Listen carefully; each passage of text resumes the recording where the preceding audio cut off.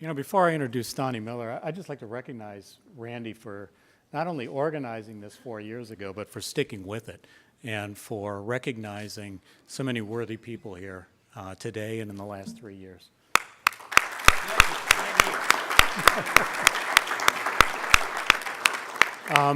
I'm sponsoring Donnie Miller tonight, and Donnie was president and chief operating officer of LCA.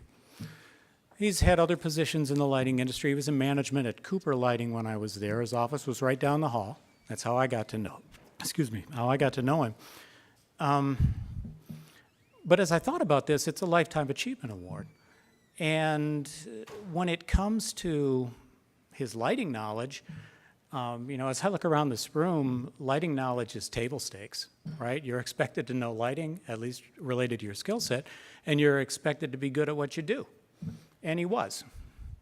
But like some of the people that have been up here already said, it's not about that. It's what we're measured on beyond that. What we're measured on beyond that are how we communicate with people, how we treat people, how we share our information with people, how we share our resources and our time. And that's what I noticed about Donnie. Our job, our roles at Cooper intersected, and I often found myself in meetings with Donnie or sitting in his office with him, and I noticed a consistent behavior, an ethical behavior, and that behavior that made you feel like you were you're the most important person in the room when he's talking to you. So at one point, I was comfortable enough with a major career decision to go to Donnie and to ask him what he thought. And it really required him being discreet. I didn't have to ask for that because it's his character that knew enough to be discreet. And he gave me some sound advice. It helped me. I made the career move, and it worked out well, and not in small part because of his mentoring. So it's that character, it's those values, those principles, that mentoring that I think sets him apart. And it's for that he should be up here getting a Lifetime Achievement Award. So with that, Donnie.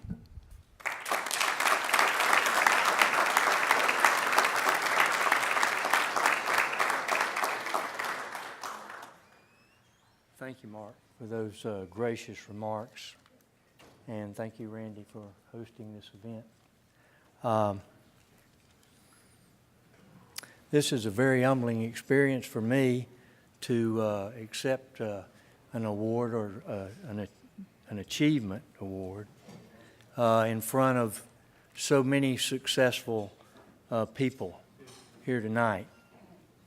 A little bit about me. I graduated from the University of Georgia many years ago. And I had a degree in marketing. Went to work for a company, Chesborough Ponds. Some of their products were Pond's cold cream, Q-tip cotton swabs, and Vaseline petroleum jelly was their biggest seller. Had a market share of about 70%, and I'll let you figure out what Vaseline petroleum jelly was for.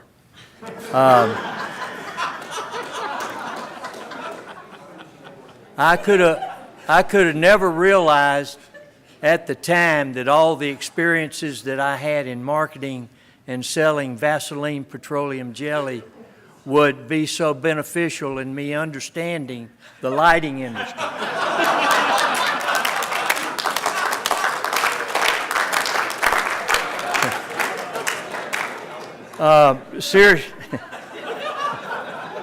Seriously,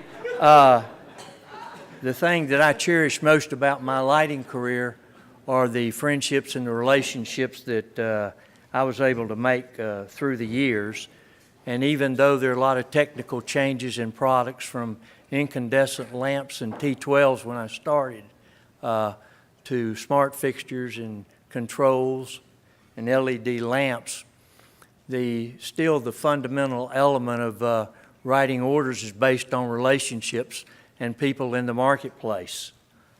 I'd like to mention a few of the people that I owe a large gratitude to, who were helpful and patient with me and taught me a lot of things.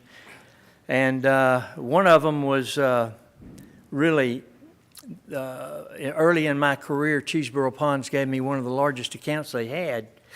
It was a national drug chain, and so I flew to the headquarters, studied my presentation all night, was there in the headquarters at 7:30 in the morning, and to my surprise, there were 40 salesmen who had signed up on the sales ledger before me. So I waited in the lobby about 2 hours, and I heard my name called, and I went in. I'll never forget this. The buyer was a vice president and part owner of the company, and he was he had on dark glasses. You couldn't see his eyes. No emotion. He had a reputation of being very tough to sell something to. So I was very nervous, and I made my memorized sales pitch on the first product and the second product, the third product. I hadn't been able to get this guy to say one word. And he looked down at me and he said, "Son, are you through?" I said, "Yes, sir." And he said, "Next!" So I picked up my bag slowly, and I was totally embarrassed, hoping that all the all-American salesmen out in the lobby, that nobody had heard what happened. And I was pretty defeated. I walked out into the lobby and said, "What should I do?"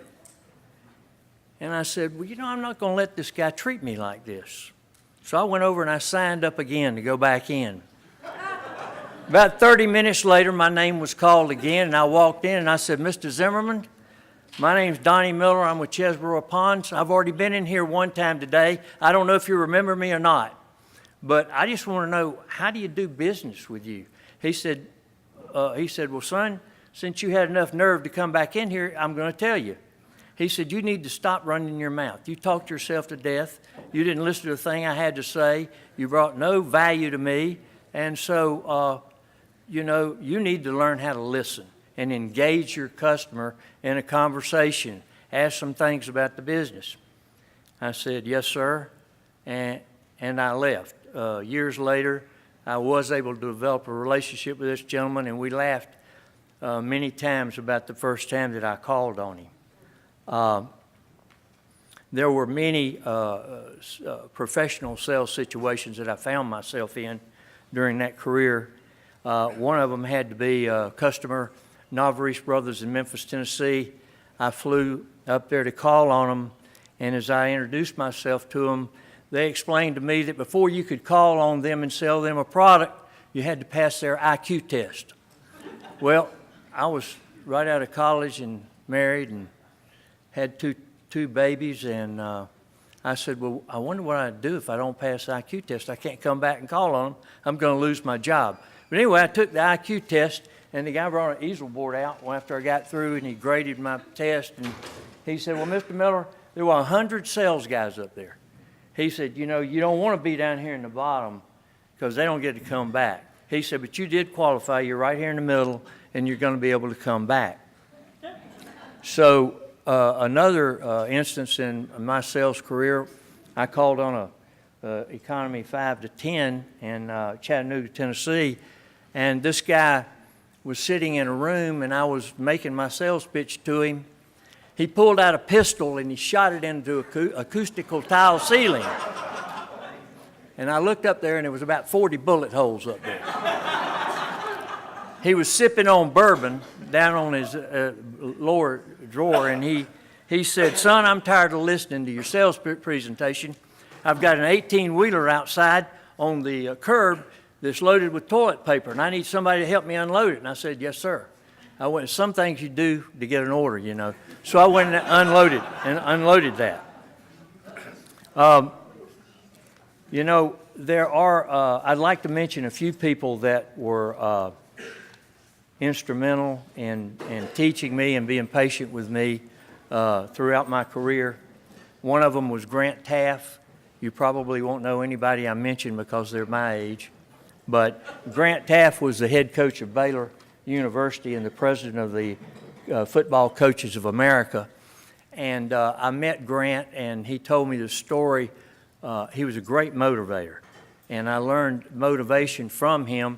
He told me the story of a young man that became a paraplegic his freshman year there, and it took him 4 years when his class was graduating to improve any movement he had in his body. And he said, I asked Charles, I said, Charles, will you come before the football team and speak to them before the game Saturday? They were playing the University of Texas. Texas was the #1 team in the nation, and Baylor hadn't won a game that year. Waco, Texas is not an easy place to recruit for. And so he basically said, Coach, I can't do it. He said, why, Charles? He said, because I'll cry. And he said, and I won't be able to wipe my tears. And Grant Taff said, Charles, you do the crying and I'll do the wiping.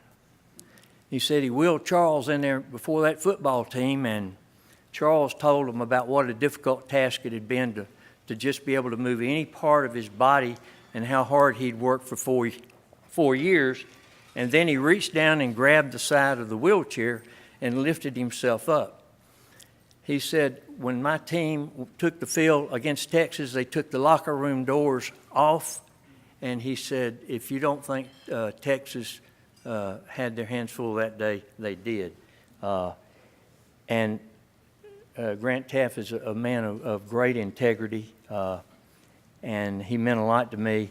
One of the other guys that influenced my life was a guy by the name of Fritz Zach.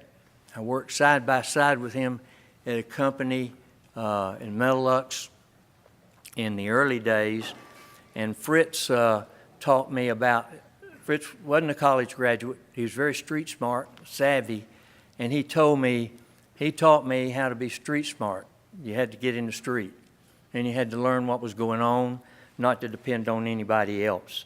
Fritz brought the HID line to Metalux and branded it by the name of Lumart, grew it to about $35 million in sales until the company was sold. He later became the president of Cooper Lighting.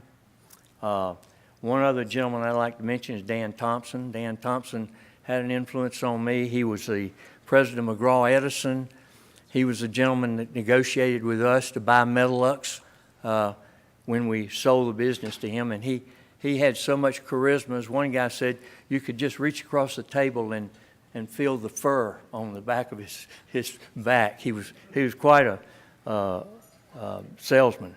Another guy that had a lot of influence on me was a guy by the name of Nick Pillepuff. And I don't know if many of you know Nick. He's passed away. But Nick Pillepuff was our agent in Chicago. And Nick was, he taught me the meaning of hard work. First time I went up there, I was frightened of Nick Pillepuff just by his reputation. After dinner, he said, I'll pick you up at 4:15 in the morning. And so I said, well, I guess he was serious. At 4:15, he was sitting at the curb waiting on me in front of the hotel. First place we went was a donut shop. He bought 74 dozen donuts. We loaded them in the trunk of the car, in the floor of the car, the back seat of the car, and by 10:45, we'd made 35 sales calls and handed out 74 dozen donuts. Now, Nick Pillepuff didn't know how to spell technical, but he understood the meaning of hard work and building relationships. Had a tremendous impact on me. Nelson Wax founded Penn Lighting. Nelson Wax in Philadelphia was one of the strongest lighting agencies in the business at that period of time. And he taught me how to treat everybody like a king. And when you left his presence, you just felt wonderful. Another gentleman was Bob Migrant, who was the branch manager for Gray Bar in Tallahassee, Florida, and sat on the board of directors of Gray Bar. He taught me what it was to build a relationship. And Lithonia had all of the market share in the early days in North Florida. And Bob gave us an order for a tremendous federal building in Tallahassee, and we lined up 18 Metalux trucks full of light fixtures and ran them into Tallahassee right behind each other, so we could let Lithonia know that they did have some competition. There was another gentleman by the name of Charlie Kleinsmith. He started AMA in New Orleans. He was one of the most tenacious guys I've ever known. Danny Hosley started Ho-Ho in Dallas, Texas, and was one of the best salesmen I've ever been around. He taught me how to write a specification. And then Al Tyre, who was a lifelong friend of mine, retired as a RSVP with Lithonia. He taught me how to build relationships and maintain them. And there's one other gentleman that I heard had been talking about me tonight that's in this room who had an impact on me. His name was Jeff Bucar. And Jeff Bucar taught me how to be flexible and loosen up and not take things so seriously. In fact, I always thought that Jeff should have been a comedian. But Jeff, he is, you're right. Others thought the same. But had a lot of respect for Jeff. We worked in some very difficult circumstances, to say the least, from time to time. And then I'll wrap up by just telling you that the most influential person I ever worked with was a young man. His name was Larry. I didn't know.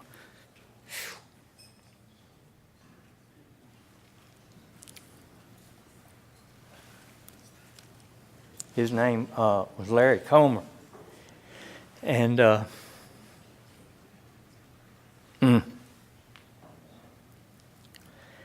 Larry was one of the most intelligent people I've ever known.